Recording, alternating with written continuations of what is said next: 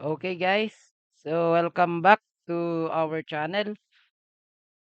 So gagawin natin, magkakaroon tayo ng another tutorial or another example in which we will be trying to evaluate the integral of dy over y squared times y squared plus 1. So as you can see pa lang sa denominator, medyo complicated na siya if we will be trying to evaluate or integrate ito. So, medyo complicated na siya. So, anong gagawin natin?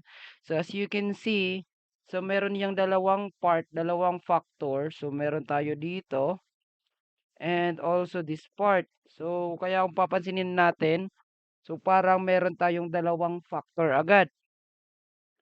But we all know na kapag ka, 'di ba, pagka merong ganito, this falls under case 2 natin. So, kung hindi pa nakikita yung case 2, hindi pa napapanood yung case 2, panoorin nyo muna. May video tayo dun dito sa playlist natin. So, this falls under case 2 or yung repeated linear factor natin. And the other factor natin dito, so this falls under case 3. So, therefore, magkaiba yung approach na gagamitin natin dito. So, now, let's try to evaluate this integral first by assuming our partial fraction. So, ipa-partial fraction lang muna natin siya. So, ihiwalay natin yung dy dito para hindi nakakalito. Tapos, lagyan natin ng 1 dyan. Kasi 1 times dy is still dy. So, nilipat ko lang para makuha natin itong gagawin natin na partial fraction. So, 1 all over y squared times y squared plus 1. So, sabi natin sa case 2, pag ganito, since naka-raise yan sa 2, automatic, dalawa yan. So, uulitin natin to. Y raised to 1 over, yan, y squared naman dito. Sabi natin, up until makuha natin yung kung ilan yung exponent natin dito. So, this time, naka-raise yan sa 2. Therefore, naka-raise din ito sa 2. Okay? So, patuloy tayo. So, ito na yung, itong part, dito yan, sa part na yan. Diyan yan sa part na yan. But, we still have another part ng problem natin which is ito. So, 'di ba yan? Sabi natin kanina that falls under case 3 naman ito. So, therefore, kasi wala tayong factor nito. Di natin to kayang i-factor out. So, therefore, magfo-fall yan sa case 3. So, therefore, ang mangyayari, okay, gawa tayo ng over. So, lagay natin yung A. So, 'di ba may multiply tayo dito? Ano 'yon? If yung factor natin is y squared plus 1, kunin natin yung derivative niya, 2y. Okay? So, ano to? 0. So, derivative ng y squared is 2y. So, therefore, yun yung ilalagay natin dito na multiplier. Plus b over yung y squared plus 1 natin na denominator. Okay? So, yan na yung, or hindi na pala to b. So, we already used a and b dito sa part na to. So, therefore, gamitin na natin dito is c and d. Indicating na they are different constants na kailangan natin na isolve. So, anong gagawin natin? So, we now multiply both sides by the denominator dito. So, denominator dito is y squared times y squared plus 1. So, what will happen? So, ang matitira sa left side ng equation is 1. How about this one? So, y squared times y squared plus 1 divided by y. So, divided by y. Maka-cancel yung isang y. May iwan is a. May iwan is a times y times y squared plus 1. Okay? Plus b times y squared times y squared plus 1 divided by y squared. May iwan is y.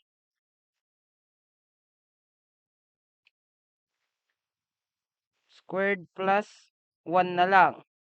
Plus, dito, ano mangyayari? C, quantity ng C times 2y plus D times, makakancel out yung y squared plus 1 dyan. May iwan na lang is y squared. Okay, so simplify muna natin para mas madali. So 1 is equal to a y times y squared y cube plus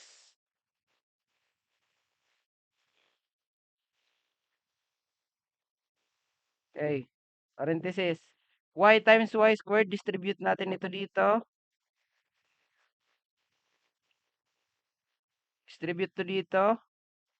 Ito i-distribute natin doon. So, magiging na tong y times y squared y cube plus y plus b times y squared plus 1 plus, ito naman, yung y squared naman dito, distribute natin doon, distribute naman natin dito. Okay? So, what will happen? So, ang mangyayari, c times 2y times y squared, that is 2y cube. Okay? 2y times y squared, 2y cube plus d times y squared, that is dy squared. Yan.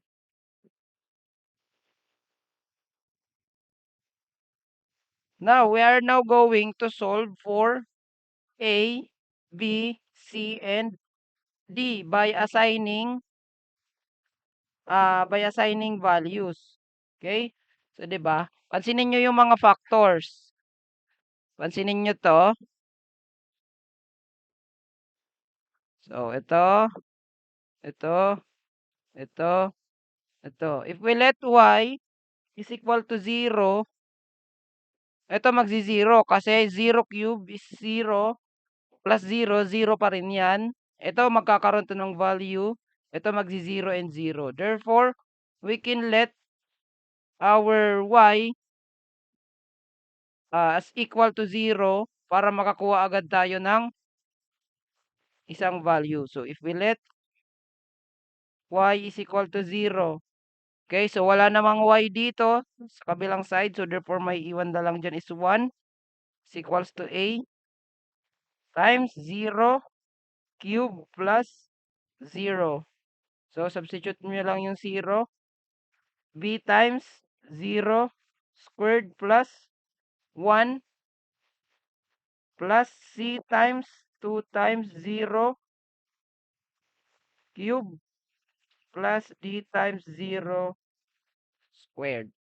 So, maka-cancel out na to kasi 0 na yan. Ito is also 0. Ito 0 rin yan. So, ano may iwan? So, 1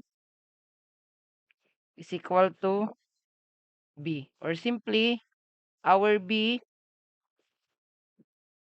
is equal to 1. Okay? So, yan. Next, naka-assign na tayo ng value. Na-solve na rin natin yung 1. So, another technique na ginagamit dito is mag-assign ulit tayo ng value kasi wala na tayong pwedeng ipalit dyan. So, napapansin nyo, plus 1 to, pero dapat mag-negative 1 to. And we all know na kapag ka naka-square, hindi kayang mag-negative 1 unless it is imaginary number. So, pero hindi naman natin pwedeng ilagay na y is equals to I, di ba? So, palaging real number. So, mag-assign na lang tayo ng another values. If we let y is equal to, say example 1. Lagi tayo magsisimula sa pinakamaliit na positive value para hindi mahirap yung pag-formulate natin ng equations. So, if we let y is equal to 1, from this part, find natin, lagay natin siya dito. Sa-substitute natin yung y, which is equal to 1 dito. So, ano mangyayari? So, this will now become 1 is equals to, y is equal to 1 and b is equal to 1. Substitute na rin natin since nakuha na natin yung value ng b. So, a is equals to 1 cube plus 1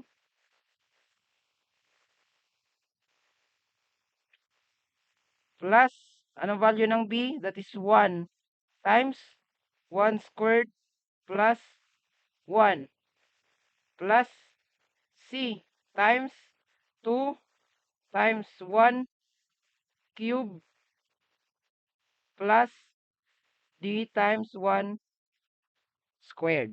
Okay, so simplify.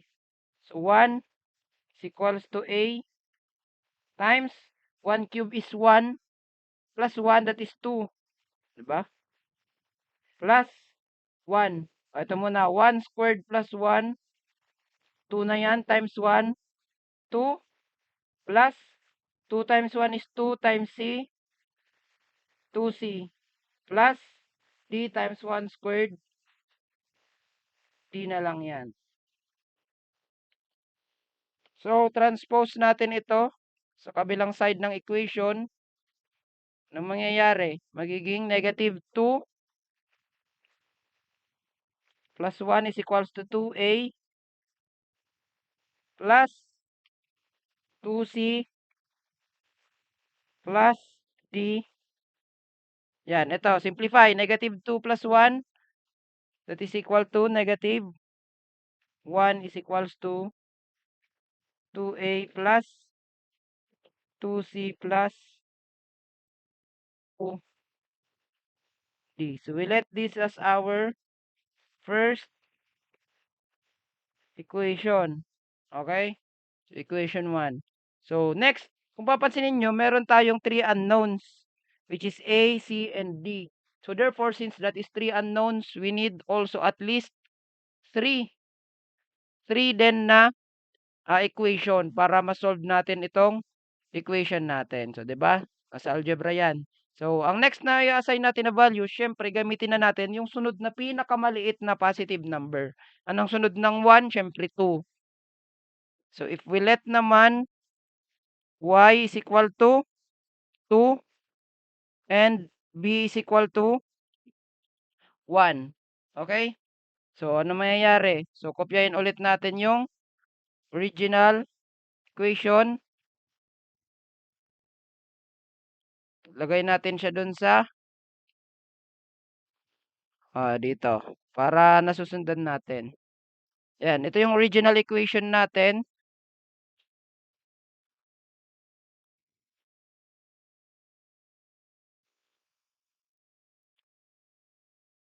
So, substitute. So, ito 1 is equals to a. Kasama yung parenthesis. Diba? A times, what is the value of y natin? 2. Cube plus 2, since that is also y, plus b times y squared. So, y is 2 squared plus 1 plus c times 2 times 2 cube minus d times 2 squared. Okay? Ano mangyayari? Magiging na tong 1 is equal to a.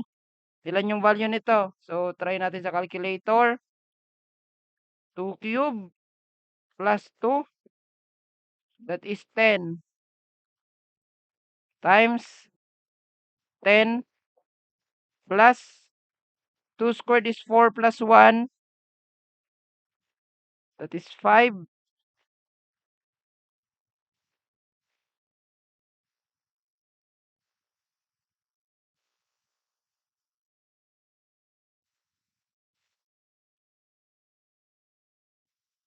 Oh, wait. May value tayo ng B, which is equal to 1.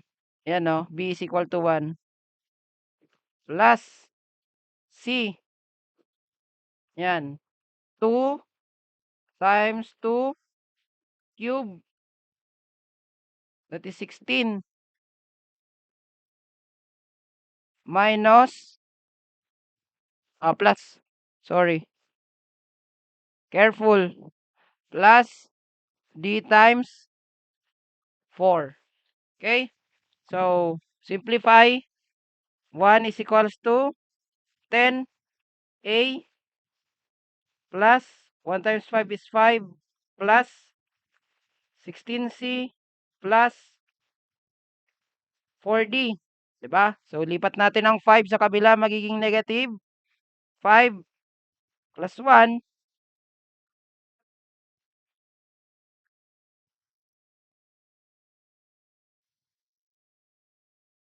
negative 5 plus 1 is equal to 10A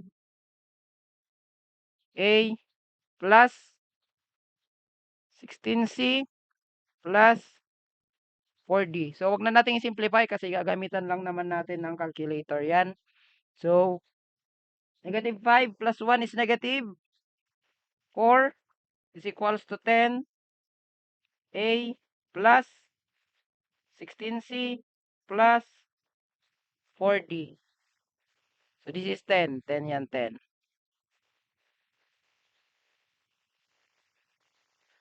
So, let this as our equation 2.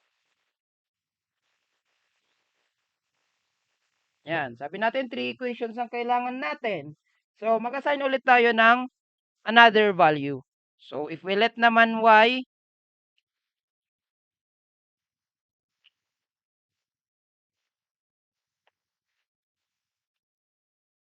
is equal to, say example, negative 1 naman. So, kasi kapag ginawa natin yan na 3, pwede nyo naman gawing positive 3, pero masyado na kasing tataas dito.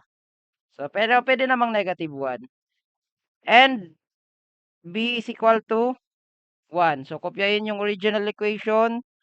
1 is equals to a times y cube plus y plus b times y squared plus 1 plus c times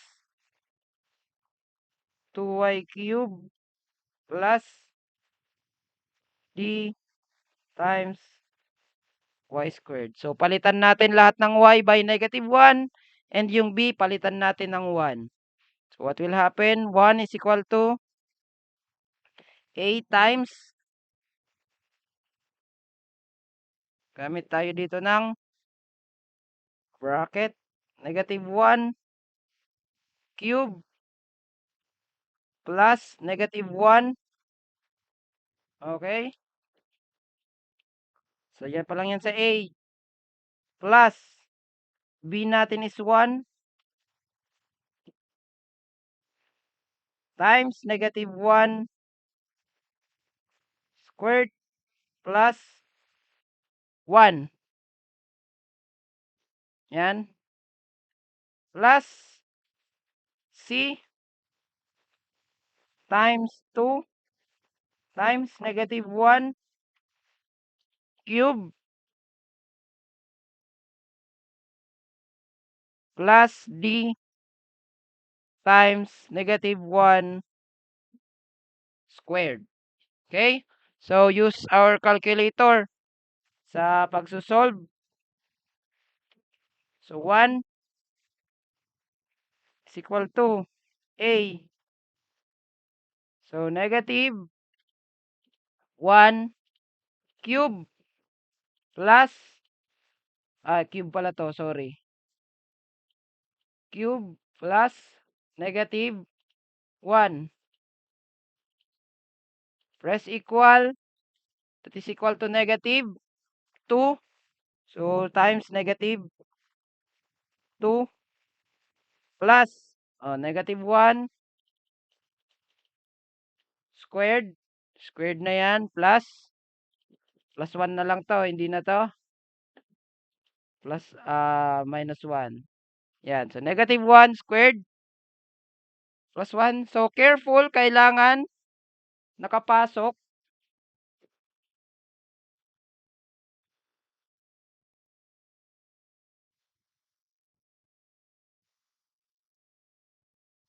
itong ating exponent dito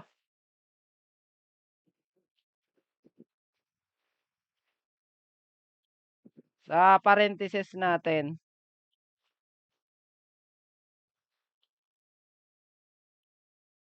So, importante yan. So, kailangan nakapasok yang negative 1 sa parentheses para hindi nag-e-error yung pag-calculate ng calci natin. So, that is equal to positive 2. O, times 1, still positive 2 yan. Plus C. Dito tayo sa C. 2 times negative 1 cube. So, that is negative 2. C times negative 2. So, negative 2 plus negative 1 squared is positive 1 na yan. Times 1. So, simplify. 1 is equals to negative 2a plus 2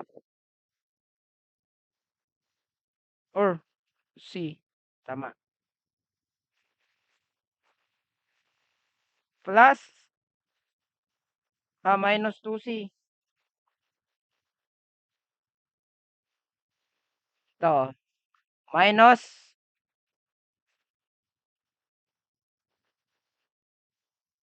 2c plus d. So, simplify.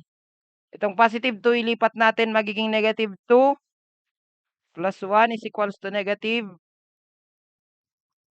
2a minus 2c plus d. So, negative 2 plus 1 is negative 1 is equals to minus 2a minus 2c plus d. So, we let this as our equation 3. Now, solving these equations simultaneously, so solve natin sila simultaneously. Kunin natin yung equation 1. Equation 1. Ano yan?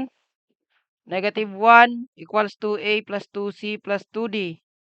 So, negative 1 is equals to 2a plus 2c plus d. Tama ba? Or wala palang 2 dito.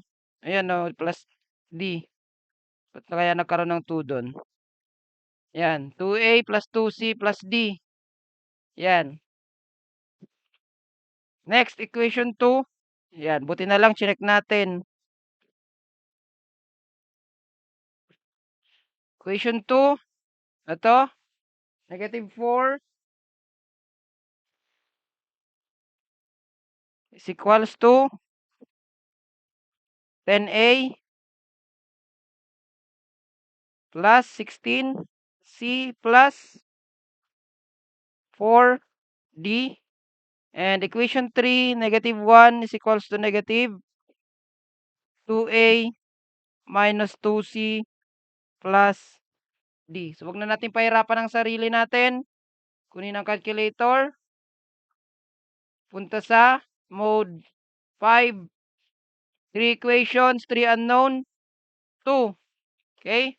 So, mode 5. Yan. Kung papansinin nyo, dapat naka-equal siya sa constant in this form. Okay? 2. So, ilalagay natin dito yung coefficients. So, ito yung sa A, ito yung sa B, ito yung sa C. Tapos yung sa D, ito ang ilalagay natin. So, kailangan naka-equal yan ha, dyan, sa D. So, A, equation 1 is 2.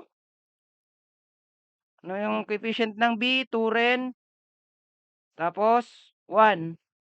Naka-equal siya sa negative 1. Yan, equation 2 naman. 10, 16, 4. Naka-equate sa negative 4. So, negative 2 minus 2, 1. Naka-equate sa negative 1 equal. So, lalabas yung mga values na yan. Okay, so ang value ng x dyan is equal to a. Therefore, a natin is 0. B is what? Oh, yung nasolve natin kanina, B is 1. Yung y dyan is c. Ito oh, yung c dyan, part na yan. Which is also equal to 0. And yung d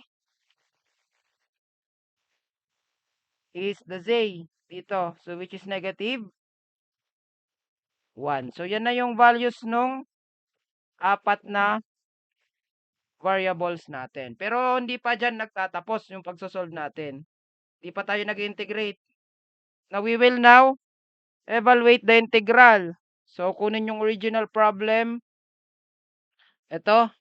So, kunin tong part na to.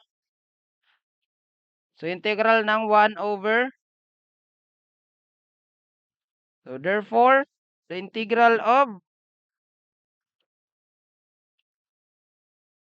1 over y squared times y squared plus 1, that is equal to, dy,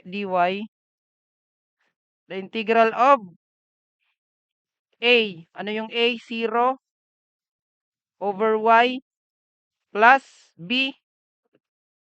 Sige, lagay muna natin yung a. A plus b over y squared plus c. What is c? C times 2y plus d all over y squared plus 1 dy. So, substitute the values na na-solve kanina, yung a, b, c, d. A is 0. Integral of 0 over y plus b is 1 over y squared plus c.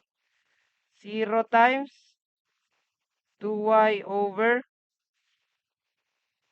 sige, plus d is negative 1. Okay, times positive, magiging minus 1 na to. Minus 1 over y squared plus 1 dy. So, simplify. Yung mga pwedeng masimplify,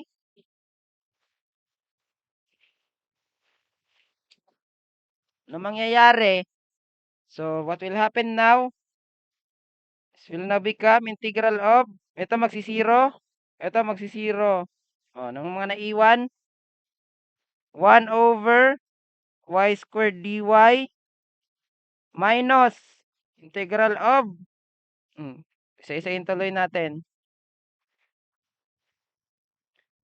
Integral of 1 over y squared na lang to plus negative 1 over y squared plus 1 dy. Okay?